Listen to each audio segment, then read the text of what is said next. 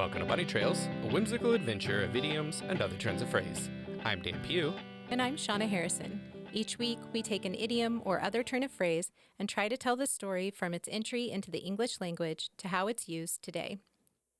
Welcome to another Quick Quips episode, where we look at phrases that, for whatever reason, don't fit into our regular format. Today, we're going to skip the nonsense and cut to the chase. Cut to the chase is such a great phrase. I love this. Yeah, me too. It's fun. And prior to researching this episode, I had no idea where it came from either. Well, according to Oxford English Dictionary, cut to the chase is originally from the U.S. and means, quote, in film, to cut to a chase scene. Hence, to cut to an interesting or fast-paced part of a film. In colloquial context, to get to the point, to get on with it, to concentrate on the essential elements of an issue, etc., end quote. OED includes that the phrase is frequently imperative, meaning it's an order or instruction or call to action. Get to the point, or whatever. Yep. An early usage of the phrase is found in J.P. McAvoy's 1929 novel, Hollywood Girl. This feels way too early. When you say it comes from like films, U.S. films, and then you say 1929, and I'm like, what? Yeah. What? So this is kind of a cool story, and it was very, intriguing to people at the time, very popular for that time frame. It was a series of books.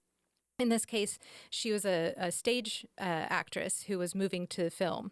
This example features the film usage of the phrase, and it's in a series of directions which are given in a fictional script within the story. And here are those excerpts. Quote, Cheney in plaster cast, chewing orchids. Cut to chase. With a custard pie clunk, that's a laugh, isn't that a wow? Now we cut to the chase. Jannings escapes. I'll figure it out later. Cut to chase. End quote. Yeah, so it's getting used here in these cases as like you're cutting to chase. It's already being used as shorthand. And I assume we're not actually cutting to a literal like chasing on horseback or cars or trains or something, right? So it's just get to something exciting. And in this case, sometimes they didn't always know what that item would be. Right. It was just like, add something that's like interesting to watch here.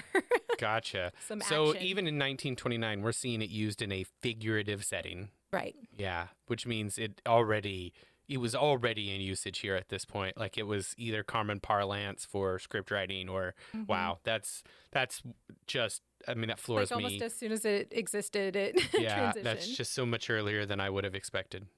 The phrase didn't take long to shift to figurative use in common contexts as well, though the literal and figurative use can overlap, especially for a phrase like this. Sure. In the December 25th, 1945 edition of the Evening Star out of Washington, D.C., there are some reviews for a movie that was out at the time titled San Antonio. And here is a bit from one of the reviews. Quote, there just isn't enough story here to provide foundation for even Hollywood's version of an epic. Mr. Butler has been forced to cut to the chase so often that you could be excused for having the vagrant suspicion that you are at a horse race instead of a movie theater. End quote. So this one's a definite play on words. While it's using the phrase in the literal sense of the cutting to the chase scene, it also places the phrase in quotations and discusses the lack of depth to the film. So it's definitely, laying on that figurative usage as well. Sure. Frank Scully shared his thoughts in his autobiography, Cross My Heart, which was published in 1955. Here's an excerpt. Quote, I am the sort who wants to cut to the chase. As far as I'm concerned, we can read the instructions later. End quote. So this quote, though, from Frank Scully here, it really sums up the figurative usage, that it's not about a chase, it's about getting to the thing that one cares about as quickly as possible. Next up, we'll look at just how the phrase is used today, but first, a quick thank you to our sponsors. This episode is brought to you by our amazing patrons on Patreon. It's 100% free to join the Bunny Trails community, so give our weekly discussions and poll questions a try. If you love our content and want more, we have some paid tiers too, including early access to the week's episode, a weekly behind-the-scenes video, and original digital artwork once a month made by me. You can also get awesome name recognition like Pat Rowe and JGP do every episode. And our top spot is currently occupied by the amazing Mary Hulsig Lopez. You can join the Bunny Trails community for free at Bunny Trails Pod on Patreon. That's patreon.com/bunnytrailspod. Cut to the chase is primarily used in its figurative meaning in modern uses, typically conveying a central meaning, remove the fluff, and get to the important aspect. This is something that in my field, and I know like in military fields and things, we use, and it's called BLUF.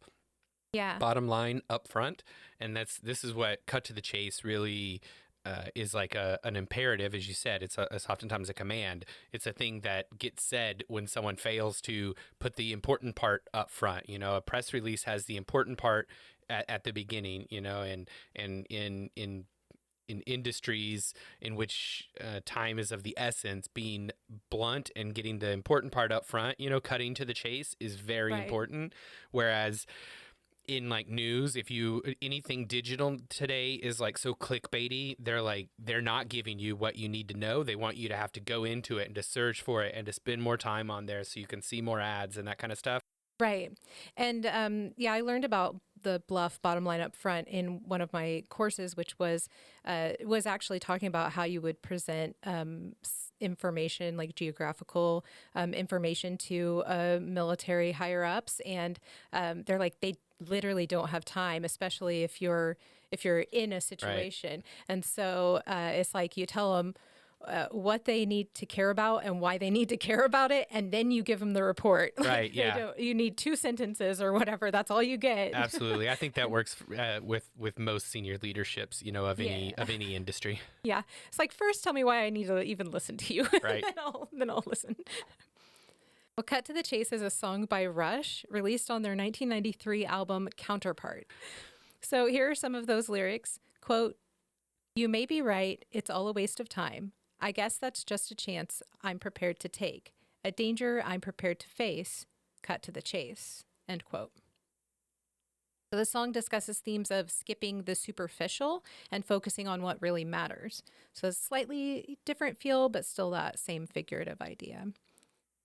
There are a few romance novels that use this phrase in the title, and we're going to look at a few of those during our behind the scenes video, which airs every Friday on Patreon. That's at patreon.com/bunnytrailspod. There's a more recent song titled Cut to the Chase by Ollie Murs of X Factor fame. This is from the 2025 album Knees Up. Here are some of the lyrics. Quote, "You'll be home Tuesday, but I'm out too late. As your head touches the pillow, that's where I end my day.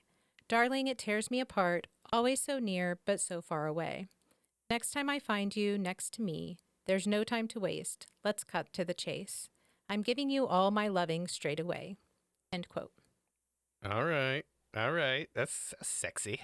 It's good. This song has this light pop kind of dance, funk, jazz sound that Ollie is known for. It's is he? I'm not familiar with this person, but light pop, dance, funk, jazz, or whatever you said. It's so it's like dance pop, funk pop, jazz pop. He kind of combines all of those a little bit.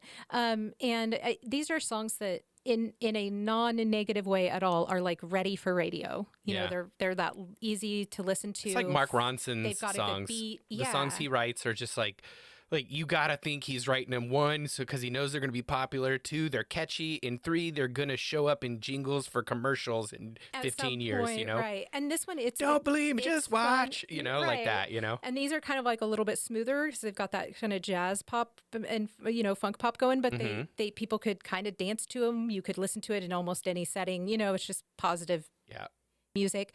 So this song talks about not wasting time because the couple are like 2 ships passing in the night. Ooh. But it's more of a playful and flirtatious version of that as opposed to being sad.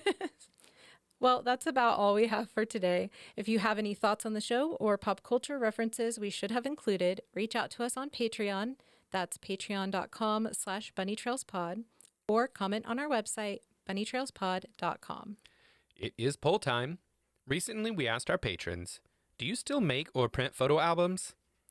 It's a pretty even split between everything being digital and occasionally printing out a photo for a special occasion. Jan said, quote, "We try to print some. My wife was into scrapbooking when we first got married, so she's got the supplies and works on them from time to time. I've got so many photos backed up to the cloud and hard drives, I need to start printing the best ones in case there's a technology collapse, end quote. JGP said, quote, "The last time I printed any photos or made an album was probably over 15 years ago. I know I should, since so much can go wrong with only keeping things digitally. But to be fair, probably 95% of the photos I've taken since then were of my pets, and no one really needs 70,000 silly cat photos," end quote. But Hey, JGP, I'd like to introduce you to the internet, yeah, like the where whole they do definitely need 70,000 silly cat photos. everyone needs more cat photos. especially silly cat photos. Yeah, you could have an entire channel dedicated to cat photos. People would be there, especially if Yes. they're silly cat photos. I've printed photos for events, like graduation parties and, things like that. Mm-hmm. But otherwise, I'm mostly digital, and I have way too many pictures. I've been better at like cutting those down in the moment, but it's Right. a struggle, and I have too many to even go through. And I'm just hoping Yeah. one day AI is good enough, but not evil enough, that I can just let it kind of sort the photos for me. Yeah, if that ever existed, If it's that already ever- passed. You're already past I it. missed it. Because we're not I going to go missed back that from the opportunity. evilness of AI now. Yeah, so I do have some printed photos though, and it's worth it to do it. Cheryl added, quote, "I like to print books of photos," end quote. So she is the one and few of the folks that are still printing photos to have books.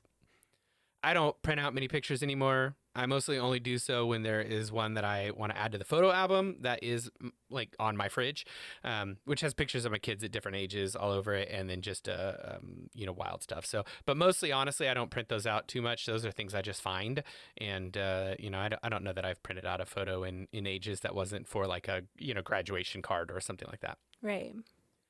Well, as a reminder, our silly polls mean absolutely nothing and are not scientifically valid. And patrons of all levels, including our free tiers, can take part. Head over to patreon.com/bunnytrailspod to take this week's poll. Thanks for joining us. We'll talk to you again next week. Until then, remember, words belong to their users.